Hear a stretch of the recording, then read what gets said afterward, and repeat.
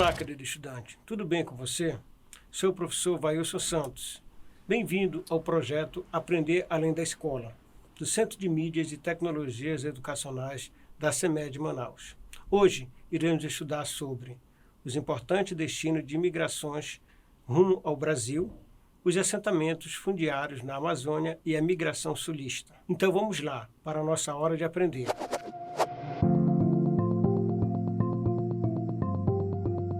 Os importantes destinos de imigrações rumo ao Brasil.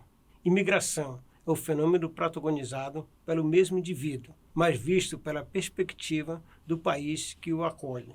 Ou seja, é a entrada de quem vem do exterior para fins de trabalho ou residência, passando a ser denominado por imigrante. Os principais grupos de imigrantes no Brasil são portugueses, italianos, espanhóis, alemães e japoneses, que representam mais de 80% do total. Até o fim do século XX, os portugueses aparecem como o grupo dominante, com mais de 30%, o que é natural, dada a sua afinidade com a população brasileira. O Brasil recebeu aproximadamente 6 milhões de imigrantes, se tomarmos como referência a chegada dos portugueses no ano de 1500. O número preciso de africanos de diferentes etnias que foram obrigados a migrar ao país em virtude da escravidão é desconhecido, sendo estimado em até 4 milhões de indivíduos. Analisaremos essas correntes migratórias para o Brasil de acordo com as divisões regionais do IBGE. Região Norte, número 1 no mapa do Brasil. Predomínio de imigrantes portugueses. Podemos destacar, no início do século XX, a presença de imigrantes japoneses que iniciaram plantações de chá e juta, assim como imigrantes sírio-libaneses que chegaram à região para trabalhar no comércio. Predomínio de imigrantes portugueses e africanos. Em momentos esporádicos, invasões holandesas e francesas também acabaram mudando o panorama da população local, ainda que não tiveram a mesma dimensão que as colonizações italianas e alemã tiveram em outras regiões. Região Centro-Oeste, número 3 no mapa do Brasil. Predomínio de imigrantes portugueses. Região Sudeste, número 4 no mapa do Brasil. Predomínio de imigrantes portugueses e africanos. Nos estados do Rio de Janeiro e Espírito Santo. Também apareceram os imigrantes suíços e alemães, que chegaram ao Brasil na primeira metade do século XIX, na primeira experiência do governo brasileiro de atração de imigrantes. No estado de São Paulo, a grande imigração italiana, iniciada a partir da segunda metade do século XIX, merece destaque, com a transformação do trabalho escravo para o trabalho assalariado e a pressão capitalista para a formação de um mercado consumidor interno. O governo do estado ofereceu incentivos para a entrada de imigrantes italianos. Nesse período, a Itália atravessava um processo de reorganização política marcado por uma guerra que opunha o norte e o sul do país. A maior parte dos imigrantes italianos, pioneiros, era proveniente do sul da Itália, área menos desenvolvida do país até os dias atuais. A imigração italiana continuou até o período correspondente à Segunda Guerra Mundial, quando as imigrações foram restritas em virtude do Brasil assumir uma posição geopolítica de guerra ao eixo, que era constituído por Alemanha, Itália e Japão. Ao final do século XIX, a imigração de espanhóis também foi determinante para São Paulo, após o declínio da imigração italiana no início do século XX. Boa parte da mão de obra espanhola dirigiu-se para as fazendas de café. Outra corrente migratória relevante para a constituição da população de São Paulo foi a de japoneses, que chegaram ao estado por volta de 1908, em função da política migratória imposta pela era Meiji no Japão, que incentivava as migrações em virtude da grande concentração populacional do país e a escassez de terras agrícolas. As áreas que receberam esses imigrantes foram o Vale do Ribeira, ao sul de São Paulo, e algumas cidades do oeste paulista. Suas atividades econômicas eram de cunho agrícola, principalmente as produções de chá e arroz. Pelo mesmo motivo geopolítico, a entrada de japoneses foi limitada durante o período correspondente à Segunda Guerra Mundial. Ainda Destacaram-se os imigrantes árabes, que se instalaram principalmente na cidade de São Paulo e iniciaram atividades voltadas ao comércio e serviço. Ao longo do século XX, principalmente a partir das décadas de 80 e 90, outros povos começaram a migrar para o estado de São Paulo, como os coreanos, chineses e bolivianos, que ainda não alcançaram o mesmo patamar que as correntes anteriores. Nos últimos anos, ocorreram a chegada de imigrantes do continente africano, como nigerianos e angolanos, assim como os haitianos. Região Sul, 5 no mapa do Brasil. Em razão de motivos estratégicos relacionados à ocupação de fronteira para a presença agrícola familiar, praticada em pequenas propriedades, houve predomínio de corrente europeia, diversas, podendo ser mais bem compreendida de acordo com o estado. Paraná. Na porção noroeste, presença de japoneses. No restante do estado, presença de italianos, alemães e eslavos, ucranianos, poloneses e russos, principalmente na região de Curitiba. Santa Catarina. Ocorreu forte imigração de alemães, que se dedicaram principalmente a atividades agrícolas, com destaque para as cidades de Joinville, Blumenau e Brusque e Itajaí, e para os imigrantes italianos, que também se dedicaram a atividades agrícolas, com destaque para as cidades de Criciúma e Uruçanga. Rio Grande do Sul, predomínio de imigrantes alemães, como nas atuais cidades de São Leopoldo, Santa Maria e Novo Hamburgo, e principalmente italianos, como nas atuais cidades de Caxias, Garibaldi, Bento Gonçalves. Os imigrantes dedicaram-se à agricultura e, posteriormente, a atividades industriais. Assentamentos fundiários na Amazônia e a imigração sulista. Borracha, madeira, soja, minério, pecuária ou simplesmente o sonho de ter um pedaço de terra foram muitos os motivos que historicamente levaram brasileiros de todas as regiões à Amazônia. Há sinais desse movimento desde a época do descobrimento, mas foi no governo de Getúlio Vargas, 1930 a 1945, que a colonização da floresta passou a ser vista como estratégia para interesses nacionais. Era a época da marcha para o oeste. Foram anos de incentivos governamentais à exploração da floresta. Estradas foram abertas para facilitar o desenvolvimento da região. Durante a ditadura militar, a política para a Amazônia ficou conhecida pelo lema "integrar para não entregar". Junto com a ocupação e o desenvolvimento da região, veio também a destruição do bioma. Estima-se que, na década de 70, as derrubadas tenham atingido 14 milhões de hectares, número que deve chegar a 70 milhões de hectares nos dias atuais. O início da ditadura militar, 1964, também deixa suas marcas na ocupação da Amazônia. Dentro de um discurso nacionalista, os militares pregaram a unificação do país. Além disso, é preciso proteger a floresta contra a internacionalização. Em 1966, o presidente Castelo Branco fala em integrar para não entregar. Também nessa época começam as grandes obras rodoviárias em direção à Amazônia. A Transamazônica é inaugurada em 1972 e 2 anos depois fica pronta a Belém, Brasília.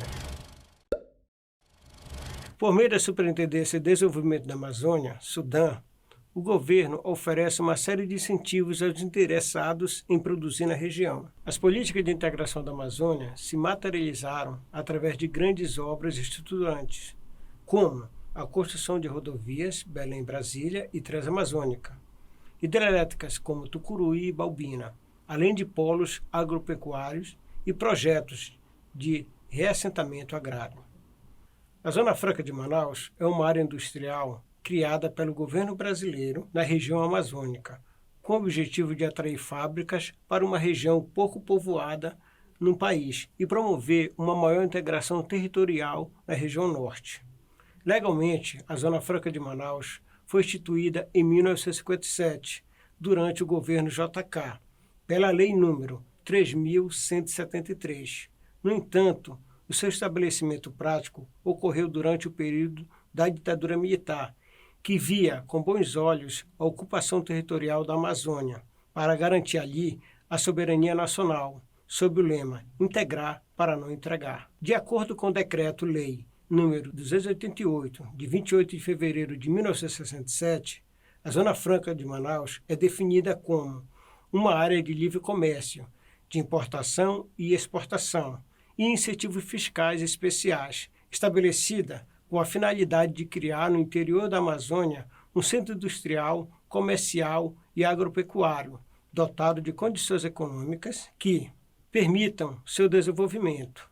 Nesse sentido, a Zona Franca de Manaus funciona como uma área de atração de indústrias, operando principalmente por meio do oferecimento de incentivos fiscais para empresas ali instaladas, como a redução ou isenção de impostos e também facilitações burocráticas. Originalmente, a duração desse incentivo estava prevista até o ano de 1997, sendo prorrogada para 2013 e depois novamente para 2023. No ano de 2014, no entanto, o governo brasileiro aprovou um projeto para maior prorrogação, com o término do incentivo previsto para o ano de 2073. Além da integração territorial promovida pelo desenvolvimento industrial da região próxima a Manaus, a Zona Franca também possui a função de gerar empregos para a população, algo importante de uma localidade que não possui uma grande diversidade de atividades econômicas para a geração de renda. A migração sulista para a Amazônia. Desde 1970 e 1980, fazendeiros da região sul em direção ao Brasil Central. O Centro-Oeste tornou-se o novo celeiro agrícola do país, destacando-se a pecuária e a produção de grãos. A especulação agrícola supervalorizou as terras da região, provocando o êxodo rural, pressionando as áreas de cerrado. Década de 1990, fronteiras agropecuárias. A expansão das fronteiras do Brasil Central em direção à Amazônia, com o crescimento do agronegócio, principalmente a soja. As monoculturas avançaram em direção à região norte, alcançando até mesmo o estado do Amapá. No caso dos gaúchos, o motivo que levou os agricultores à dispersão forçada foi econômico, por falta de terras para o cultivo, causada pelo excessivo fracionamento das propriedades dos colonos pioneiros. Agora é a hora da nossa atividade. Vamos lá com a questão 1?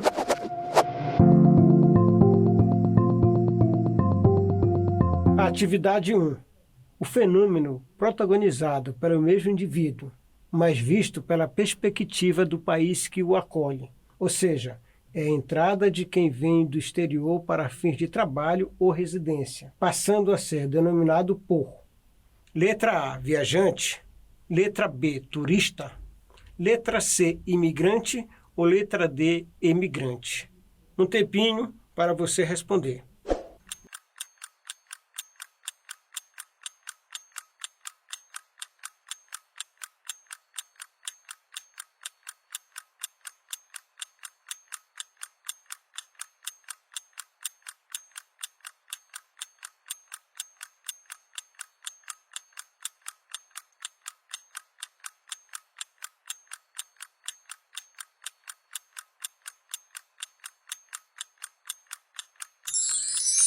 Então vamos agora para a resposta correta.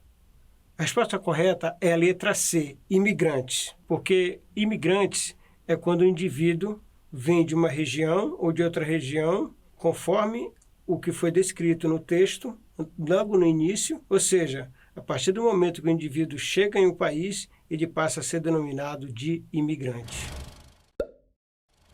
É o grupo de imigrantes dominante no Brasil, com mais de 30% da população, o que é natural, dado a sua afinidade com a população brasileira. Marque a resposta correta. Letra A, japoneses, letra B, italianos, letra C, chineses ou letra D, portugueses. Vou dar um tempinho para você responder.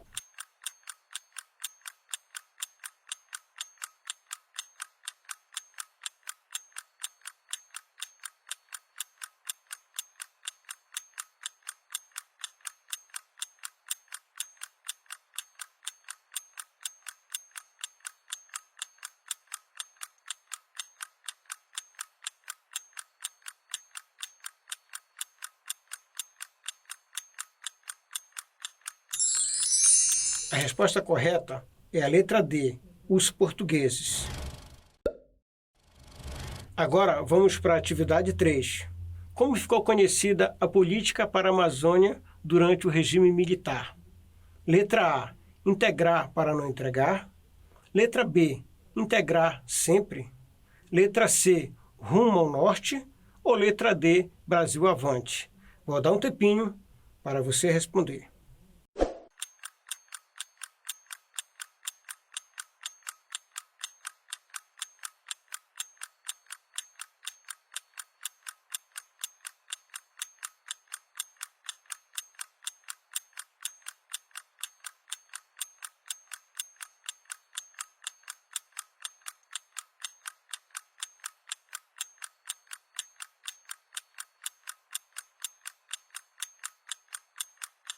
A resposta correta é a letra A, integrar para não entregar. Agora, vamos para a última atividade, atividade 4. A colonização da floresta amazônica passou a ser vista como estratégia para os interesses nacionais, chamada Época da Marcha para o Oeste. Esse fato aconteceu no governo de letra A, Collor de Mello, letra B, Lula, letra C, Fernando Henrique Cardoso, ou letra D, Getúlio Vargas? Vou dar um tempinho para você responder.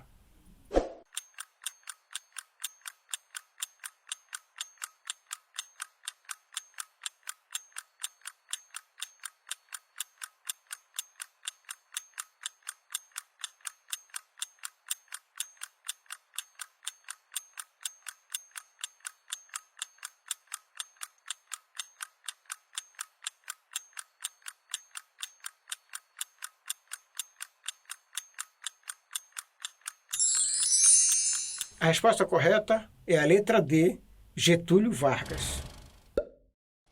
Agora vamos lembrar um pouco do que vimos na aula de hoje. Chegou a hora da revisão.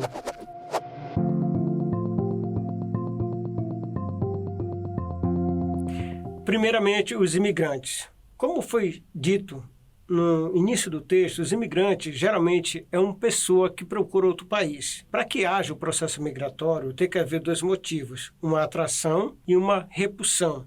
Ou seja, eu tenho uma área que está te expulsando e eu tenho uma área que está te atraindo para poder você vir. Em outras palavras, o imigrante sempre é uma pessoa que vem de outro estado ou de outro país. Os imigrantes que vieram para o Brasil. O processo histórico de colonização brasileira ela começa principalmente pela colonização portuguesa. Os portugueses descobriram, se apossaram e colonizaram o Brasil. Mas durante o processo histórico de formação da nossa população, vieram outros imigrantes, como italianos, alemães, poloneses, russos, espanhóis e também portugueses ao longo de toda a existência do país. Então, todos esses povos aliados à população que aqui estava, indígena, como também os negros que vieram na condição de africanos, dos africanos, ou seja, na condição de escravos, ajudaram a formar a nossa população. O lema, integrar para não entregar. A Amazônia sempre foi um grande vazio demográfico, mas chegou uma época que o Brasil temeu a perder a Amazônia para outros países. Então, no governo de Getúlio Vargas, iniciou um processo de como colonizar, de como atrair, como trazer pessoas para a Amazônia, especialmente os brasileiros, que é uma forma de ocupar a terra. Ou seja, era necessário fazer algo para que a Amazônia começasse de fato a ser colonizada pelos próprios brasileiros. Mas foi justamente na época dos militares que a Amazônia de fato começou a ser estruturada para ter condições de trazer esses imigrantes, como construções de rodovias como a Transamazônica, Belém-Brasília e outro projeto de incentivo a essa migração, como no caso a própria Zona Franca de Manaus. Então, nesse contexto, podemos observar que quando a Zona Franca foi fundada, a população de Manaus era uma e hoje a população é outra totalmente diferente. Ou seja, Manaus deixa de ser uma cidade mediana e passa a ser uma cidade grande e está entre as maiores cidades do Brasil. Os projetos para a integração da Amazônia. Como já foi dito, esses projetos, mais tarde, vão incluir alguns de proteção de fronteiras, como o CIVAM, o projeto Calha Norte, ou seja, trazendo desde o início do processo de colonização, desde o início do processo de estruturação, ele vem congregar hoje com todos esses fatores que, de fato, hoje a Amazônia está praticamente integrado ao restante do Brasil. A migração dos sulistas para a Amazônia. A migração do sulista para a Amazônia é um processo recente, ou seja, é um processo que conhecemos, os brasileiros estão colonizando o próprio Brasil. E a Amazônia é a última fronteira agrícola. A Amazônia, de fato, é a única região brasileira que precisa de proteção. Por quê? Porque ela está sendo colonizada e ela está sendo desmatada para a produção agrícola. E, de fato, quem são os últimos migrantes que vieram principalmente a trabalhar na monocultura e na produção, principalmente de soja, são os gaúchos paranaenses, que procuram principalmente as fronteiras agrícolas do norte, como o sul do Amazonas, o estado do Pará, o estado de Rondônia, o estado do Acre e a última fronteira, o estado do Amapá. Agora vamos finalizar a nossa aula, acreditando que já podemos sair daqui sabendo tudo sobre os textos instrucionais. Tchau, tchau.